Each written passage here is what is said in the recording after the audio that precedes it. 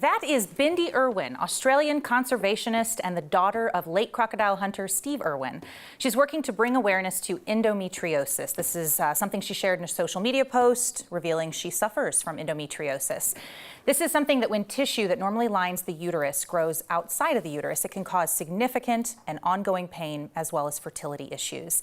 Joining us today to talk about endometriosis is Dr. Brian Nelson, who's a doctor at UC Health in Longmont, and Amanda Moon, who was diagnosed with endometriosis at 19 years old. First of all, thank you guys so much for joining us today to talk about this. Yeah, Thank you. So I'll start with you. How many women are living with endometriosis? What's the scope of this? Well, it's hard to know the exact number, but approximately 10% of women do have endometriosis. So in the US, that's tens of millions of women.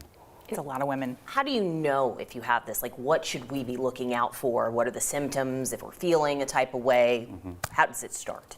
So for most women, it's pain. Often it starts in their teens, not that long after starting, having their menstrual cycle. Painful periods is the most common symptom, but women can have pain, throughout their cycle. Unfortunately, they can have pain with bowel movements, with sexual activity, bloating, nausea, vomiting. I mean, it's quite the gamut, but again, pain is the predominant symptom. For most women, it's around the time, it's cyclic pain around their cycle. I think, sorry, go ahead. No, I was just going to ask you, what symptoms did you feel when you, led to this diagnosis for you? My periods were painful from the very beginning.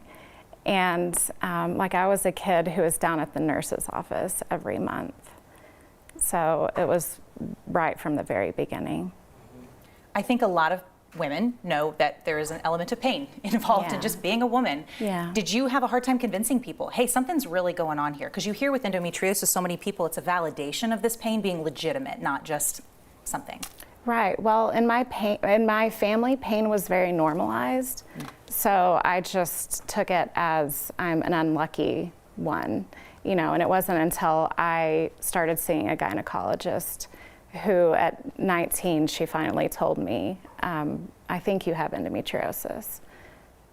Well, I'm curious about diagnosis because I know now what the CDC says, getting a pap smear is just like every 3 years for women ages 21 to 65. And I've been to the gynecologist and be like, are you sure you don't want to do this every year? But this is something that you don't even find on a pap smear, correct? Correct. So most women, it's only if they come in with specific complaints seeking care because they're suffering, they're missing school, missing work. Unfortunately, as you had mentioned, a lot of women, are not necessarily believed, missing school, well, they're just dramatizing it. They don't want to, attend school, Sure. et cetera. So a lot of them, it takes many, many years until they're actually diagnosed. And I've seen many practitioners, the average is about 8 to 10 years, seeing probably 8 different clinicians before they're actually diagnosed. And can you clear up for me, I've heard that you have to have a procedure done to diagnosis. Is that true, or can this be done prior to something more invasive, I guess?